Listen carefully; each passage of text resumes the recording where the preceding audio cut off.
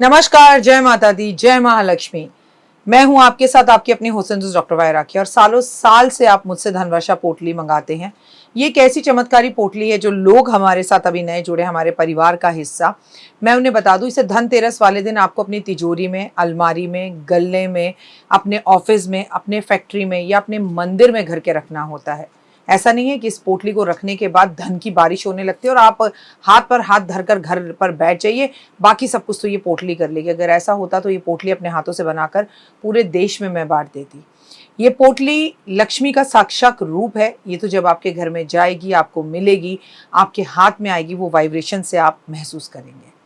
आपकी अपनी पूरी तरह से स्वतंत्र हैं, आपकी चॉइस है। लेकिन आपको अपने घर में लक इनहैंस बढ़ाना है और आपको पैसा बहुत चाहिए। आप बहुत मेहनत करते हैं लेकिन 99 पर आके आपके काम रुक जाते हैं।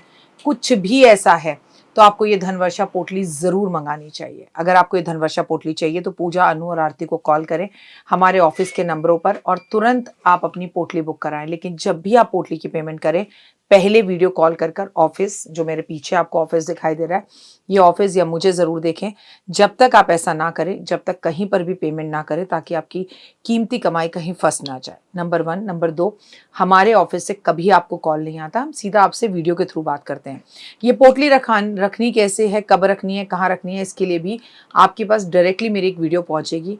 इस तारीख पर रखिएगा, इस समय रखिएगा और आपको पूरी जानकारी दी जाएगी। तो अगर आपको ये चमत्कारी पोटली चाहिए तो तुरंत हमें कॉल करें। जय माता दी।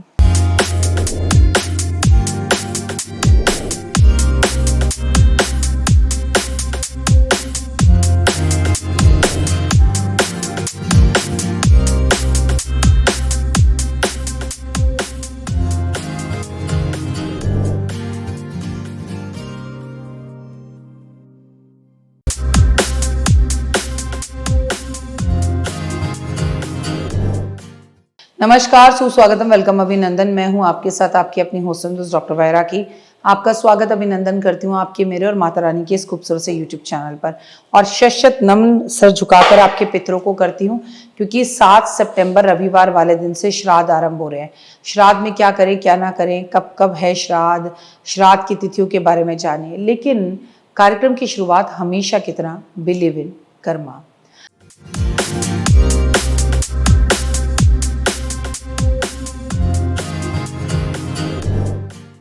अच्छा, अब आपको मेरी बात से बहुत सारे लोग जो है वो इत्तेफाक रखेंगे और बहुत से लोग नहीं मानेंगे, पर मेरी बात आप सिर्फ सुनिए, मानना ना मानना आपके ऊपर है।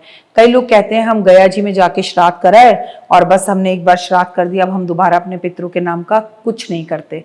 तो मुझे लगता है ये गलत है। आपको अपने पितरों के नाम का श्राद्ध करते रहना चाहिए और पूरी भाव और श्रद्धा से ना कर सके तो इस 15 दिन में चमत्कारी रोटी आपको पितरों के नाम की गाय को खिलानी चाहिए। हम रोज खा रहे हैं, पितर धरती पर आए हैं, हम एक लोटा जल भी पीपल के पेड़ पर पितरों के नाम का अर्पण नहीं कर रहे, तो ये जीवन बेकार है। और जितना आप उछल लीजिए, याद रखिए एक दिन पितर आपको भी बनना है। कैसा है मेरा ये संसार, दिन दुगनी रात चौगनी तरक्की करे, माता रानी की असीम कृपा आप पर बनी रहे। अगर पितर नाराज हो जाएं तो जीवन रुक जाता है। चाह कर भी भगवान विष्णु आपको वो नहीं दे सकते जो आपको पितरों के आशीर्वाद से मिल जाता है। पितृपक्ष, पूर्वजों के आशीर्वाद को पाने का दिन।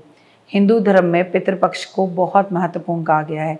इससे श्राद्ध पक्ष भी कहा जाता है। हिंदू पंचांग के अनुसार हर साल भाद्रपद के मास की पूर्णिमा से लेके अश्विन मास की अमावस तक ये पक्ष चलता है। ये समय पूर्वजों की आत्मा की शांति के लिए समर्पित होता है। धार्मिक मान्यता से इस दौरान पिंडदान, तर्पण, श्राद्ध और पितरों को प्रसन्न करने का होता है और हमें उनसे आशीर्वाद प्राप्त होता है। इस दिन हम जो लोग अपने पितरों का श्राद्ध पूरी श्रद्धा के साथ करते हैं, उनके जीवन में सुख समृद्धि बनी रहती है। ऐसे में आइए जानते हैं कि पितृपक्ष की शुरुआत कब से कब हो रही है। 2025 में।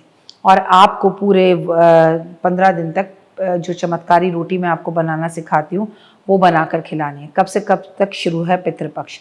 श्राद्ध पक्ष शुरू है 7 सितंबर 2025 से। इस दिन पूर्णिमा है और ख़त्म है 21 सितंबर को। जिस दिन शुरू है उस दिन 7 तारीख को चंद्र ग्रहण है जो भारत में है, और जिस दिन ख़त्म है 21 सितंबर को उस दिन अमावस है और उस दिन सूर्य ग्रहण है जो भारत में नहीं है। पहला श्राद्ध पर क्या करना चाहिए? पहले श्राद्ध पर आपको अपने पितरों यानी कि पूर्वजनों की आत्मा की शांति के लिए तर्पण पिंडदान जरूर करना चाहिए। चलिए बताती हूँ पहले श्राद्ध पर क्या करें जिससे आपको मिले अपने पूर्वजों का पूर्ण आशीर्वाद। अगर आप पिंडदान नहीं भी करते तो उनकी तस्वीर के सामने खड़े होकर नमस्कार करें। पहले आपको तर्पण का अर्थ समझना होगा। पितरों को जल देना, इसके लिए काले तिल, जौ, चावल, गंगा जल मिलाकर एक पात्र में दक्षिण दिशा की तरफ मुंह कर कर अपने बाएं पैर को मोड़कर बाएं घुटने को जमीन पर टिकाकर बैठकर और दाहिने हाथ के अंगूठे के मध्य से जल अर्पित किया जाता है, तर्पण करा जाता है, पितरों का ध्यान किया जाता है। ये घर में भी कर सकते हैं और यमुना जी, गंगा जी में खड़े होकर भी कर सकते हैं। पिंडदान, पिंडदान में चावल, जौ, तिल, गंगा जल मिलाकर एक पिंड गेंद जैसा, बॉल जैसा तैयार किया जाता है और पितरों को अर्पित किया जाता है। ये कर्म भी दक्षिण दिशा की ओर मुख कर कर ही किया जाता है। ब्राह्मण भोज, 1 या 3 ब्राह्मणों को भोजन कराना चाहिए। भोजन में खीर, पूरी, आलू की सब्जी, पितरों की पसंदीय भोजन शामिल जरूर होने चाहिए। भोजन के बाद ब्राह्मण को दक्षिणा, वस्त्र, छतरी, टॉर्च देकर शंख की आवाज करते हुए घर के बाहर तक छोड़कर आना चाहिए। दान पुण्य, अपने समर्था के अनुसार गरीबों, जरूरतमंदों को दान करना। यह दान पितरों के प्रति सम्मान और श्रद्धा का प्रतीक है। पितृ स्तोत्र का पाठ, पितृ गायत्री का पाठ करवाना, खुद कर सको तो बढ़िया, खुद ना कर सको तो किसी ब्राह्मण से लगातार पाठ करवाना बहुत उत्तम होता है। पितृ पक्ष में गीता का पाठ करना बहुत उत्तम होता है। पितृ श्राद्ध में ये काम भूलकर भी ना करें। श्राद्ध के दौरान सात्विक भोजन का करना, इसके लिए मांस, मदिरा, लहसुन, प्याज आदि का सेवन ना करें आप। श्राद्ध पक्ष में बाल और दाढ़ी काटना अशुभ माना जाता है।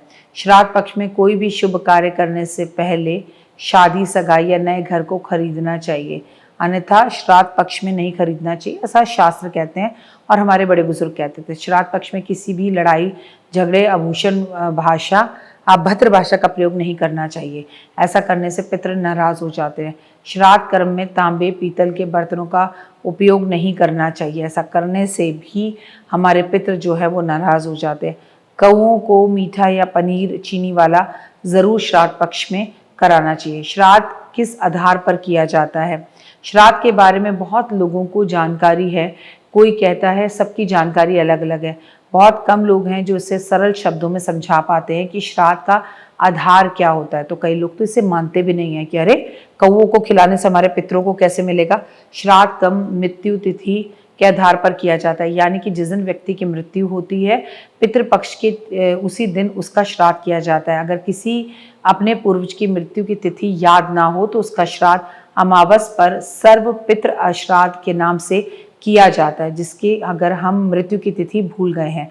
यहाँ पर 23 तारीख को मिले मरे, 24 तारीख को मरे, ऐसा नहीं होता। यहाँ पर प्रतिपदा, पूर्णिमा, एकादशी ऐसे तिथियों पर देखा जाता है। श्राद्ध को रखें कैसे? पूर्वजों को मिलेगा आशीर्वाद। श्राद्ध करने से पहले किसी योग्य ब्राह्मण को घर बुलाएं। ब्राह्मण की मदद से तर्पण पिंडदान जरूर छोड़ें। अगर आप गंगा जी, गया जी, यमुना जी में हैं तो नदी में खड़े होकर छोड़ें। इस दौरान श्राद्ध में ब्राह्मणों को भोजन कराना चाहिए, दक्षिणा देनी चाहिए, वस्त्र देना चाहिए। अगर किसी गरीब जरूरतमंद की मदद कर सके हैं तो पुण्य कई गुना ज़्यादा बढ़ जाएगा। किसी के इस दिन स्कूल की फीस दे दीजिए, किसी को भरपेट भोजन करा दीजिए। श्राद्ध में गाय, कुत्ता, कौवे को भोजन कराना बहुत ही कंपलसरी और ज़रूरी माना गया है। उन्हें भोजन देने के बाद अपने पितरों का समर्पण करते हुए उनसे श्राद्ध ग्रहण करने की प्रार्थना करें। आपको जो सेवा करनी है जानवरों की, पहले अपने घर में श्राद्ध करना है, उसके बाद फिर आपको उनकी मतलब कौवे की, गाय की, चींटी की, कुत्ते की रोटी निकालनी है। मैं आज आपको श्राद्ध को लेकर छोटी छोटी जानकारी दे रही हूँ और ये छोटी छोटी जानकारी बहुत ही खास है जो आपको स्पेशल जानकारी देती है।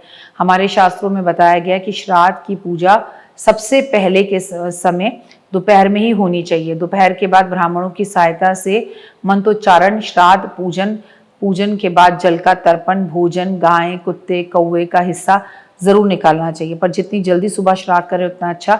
जिस दिन आपके घर श्राद्ध हो, ऐसा माना जाता है उस दिन कपड़े नहीं धोने चाहिए। गंगा के किनारे, यमुना के किनारे पर अगर श्राद्ध किया जाए तो वो कई गुना महत्वपूर्ण हो जाता है और आपको गंगा नदी के किनारे पर श्राद्ध करने का फल भी कई गुना ज़्यादा मिलता है। अगर ये पॉसिबल ना हो तो आप तुलसी के गमले के पास, पीपल के पेड़ के पास बैठकर भी विधिवत श्राद्ध का तर्पण कर सकते हैं, ब्राह्मण को भोजन करा सकते हैं, दान और दक्षिणा दे सकते हैं। मतलब दैट इज ऑल्सो पॉसिबल। जो आपके लिए अच्छा लगे, इजी हो वो करें। श्राद्ध में जानवरों को खाना खिलाने का महत्व सबसे ज़्यादा है। ऐसा कहा जाता है कि श्राद्ध में जानवरों को खाना खिलाना चाहिए, ये सबसे अहम होता है। खासकर पितृपक्ष के दौरान गाय, कुत्ता, कौवा, चींटी को भोजन कराया जाता है। और अभी कुछ टाइम पहले दिल्ली सरकार सारे दिल्ली के कुत्तों को उठाकर जो है होम शेल्टर में रख रही थी। आप सोचिए ज़रा, अगर पितृपक्ष में हमारे यहाँ पर कौवे तो वैसे ही खत्म होते जा रहे हैं, दिल्ली में कौवे कम दिखते हैं, और ऊपर से आप कुत्तों को भी उठा लें, तो हमारे पितरों का भोजन हम किसे कराएंगे? विचार ज़रूर कीजिएगा। श्राद्ध में गाय को भोजन कराने का भी विशेष महत्व बताया गया है। कुत्ते को भोजन कराने से पितरों को तृप्ति मिलती है, ये भी विशेष कहा गया है। कौवों को भोजन करवाने से संवेदनशीलता माना जाता है, और श्राद्ध में कौवों को भोजन कराना बहुत ही ज़्यादा लाभदायक होता है। चींटियों को भोजन कराने से घर का गृह कलेश खत्म होता है और घर के अंदर शांति आती है और जीवन सुखियों भरा होता है। उम्मीद है आपको मेरी सारी वीडियोस पसंद आ रही होंगी। अगर हाँ तो लाइक, सब्सक्राइब, शेयर करें और अपना प्यार यूं ही बांटते रहें। ओए होए, जय माता दी। तो देख ली वीडियो, कैसी लगी? पसंद आई? चलिए, हो सकता है किसी को पसंद ना भी आई हो, लेकिन अगर हृदय से आप इन उपायों को करेंगे तो आपका फायदा जरूर होगा। बहुत मेहनत करते हैं हम ये वीडियो बनाने के लिए, और मैं ही नहीं, सब। तो अगर अभी तक आपने मेरे चैनल को लाइक, सब्सक्राइब, शेयर नहीं किया, जरूर कर लें। अगर आपको किसी भी तरह की कोई जानकारी चाहिए या आप चाहते हैं आपकी बताई हुई वीडियोस मैं बनाऊं, तो आप यकीन मानिए हमारे नंबर आपको सारे वॉलपेपर पर दिखाई देंगे। इन सब नंबरों पर, इन सब नंबरों पर, इन सब नंबरों पर, इन सब नंबरों पर आप हमें तुरंत कॉल करें, और कॉल कर कर आप हमें मैसेज करें, व्हाट्सअप करें कि क्या वो विषय है जिस पर मैं आगे वीडियो बनाऊं। आप जो विषय मुझे देंगे उस पर मैं वीडियो बनाऊंगी। और हाँ, रुकिए, जाइए मत। आप में से बहुत से लोग मेरी इन वीडियो को रोज़ देख रहे हैं, लेकिन चैनल सब्सक्राइब नहीं कर रहे हैं, और उससे भी ज़्यादा प्रॉब्लम है कि आप मुझे अलग अलग चैनल्स पर देख रहे हैं। मेरा असली चैनल यही है, सिर्फ यही डॉक्टर वाई राखी एस्ट्रोलॉजर चैनल पर ही मुझे देखिए, और कहीं नहीं। ये मेरी आपसे रिक्वेस्ट है। जय माता दी। जीवन में है समस्या, नहीं मिल रहा तकलीफों से छुटकारा, नहीं मिल रही मनचाही नौकरी, टूट गया है विश्वास, सांस से आपकी बिल्कुल नहीं बनती, और खत्म हो गई है आस, भगवान से आपका विश्वास उठ चुका है। टैरो के 78 कार्ड खोलेंगे भविष्य का राज। सरकारी नौकरी से हैं आप कोसों दूर, कुंडली जगाएगी कुंडली जागरण, कुंडली बताएगी आपका भविष्य। ऊपर से ये जादुई हवाएं, ऊपरी हवाएं, जादू, टोना, तंत्र, विद्याएं, पति, पत्नी, और वो करना होगा खुद पर विश्वास। दीजिए मुझे भी एक मौका, अपनी कुंडली दिखाइए, टैरो कराइए, लेकिन अपनी जिंदगी को जल्द बदलवाइए। मैं हूं डॉक्टर वाई राखी। आप मुझसे बात कीजिए, फ़ोन कीजिए, अपॉइंटमेंट लीजिए। आपकी ज़िंदगी के अंदर आएगा ज़बरदस्त बदलाव।